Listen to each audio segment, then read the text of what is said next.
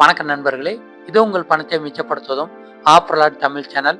இன்னைக்கு ஜூலை மாதம் 11ஆம் தேதி சனிக்கிழமை பூ மார்க்கெட்டில் மல்லிகைப்பூவோட விலை உயர ஆரம்பிச்சிருச்சுங்க. கூடவே கனகாம்பரம், முல்லை, சாமந்தி, ரோஜா பூக்களோட விலையிலுமே கொஞ்சம் உயர்ந்திருக்கு. இன்னைக்கு நீங்கள் வியாபாரத்துக்கோ, கடைக்கோ, சாமிக்கோ, பூஜைக்கோ, அலங்காரத்துக்கோ பூக்கள் வாங்க போகிறீங்கன்னா உங்களுக்கு செலவு கொஞ்சம் அதிகமாக இருக்குங்க. அதுக்கு தகுந்த மாதிரி உங்கள் பட்ஜெட்டை இன்னைக்கு நீங்கள் பிளான் பண்ணிக்கோங்க. இன்னைக்கு செண்டு மல்லி வந்து 1 கிலோ 100 ரூபாயா விற்பனை ஆயிட்டு இருக்கு.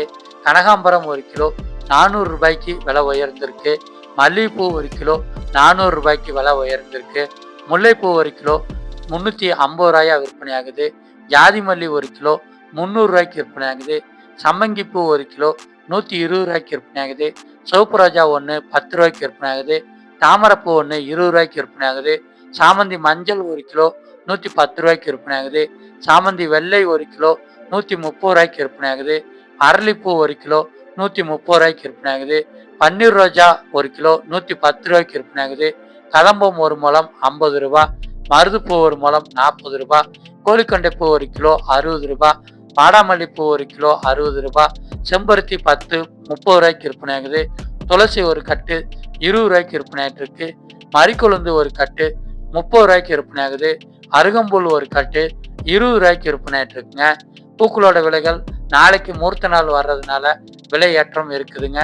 நீங்க இந்த மூர்த்த நாளுக்கு முன்னாடியே பூக்களை அதிகமாக வாங்கி வச்சுக்கிட்டீங்கன்னா செலவுகளை கொஞ்சம் குறைச்சிக்கிற முடியும்.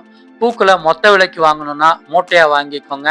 பூக்களை உங்களுக்கு கெட்ட தெரியும் அப்படின்னா நீங்க மொத்த விலையில இங்க மார்க்கெட்ல வாங்கிட்டு போயிட்டு வீட்டில் நீங்க பூவாவோ மாலையாவோ கெட்டிக்கிட்டீங்க அப்படின்னா உங்களுக்கு ரொம்பவுமே லாபங்க. இதே மாதிரி இன்னைக்கு விலைக்குறைவாக கிடைச்சிக்கிட்டு இருக்கிற காய்கறிகளோட லிஸ்ட், பழங்களோட லிஸ்ட் நம்ம சேனல்ல டெய்லியுமே காலையில வீடியோவா வெளிவருது. சேனலை நீங்க சப்ஸ்கிரைப் பண்ணி வச்சுட்டீங்கன்னா டெய்லியுமே காலையில மார்க்கெட்டுக்கோ கடைக்கோ போறதுக்கு முன்னாடி வீட்டில இருந்தே இன்னைக்கு என்னென்ன பொருட்கள்லாம் விலைக்குறைவாக கிடைக்குதுன்னு தெரிஞ்சுக்கலாம்.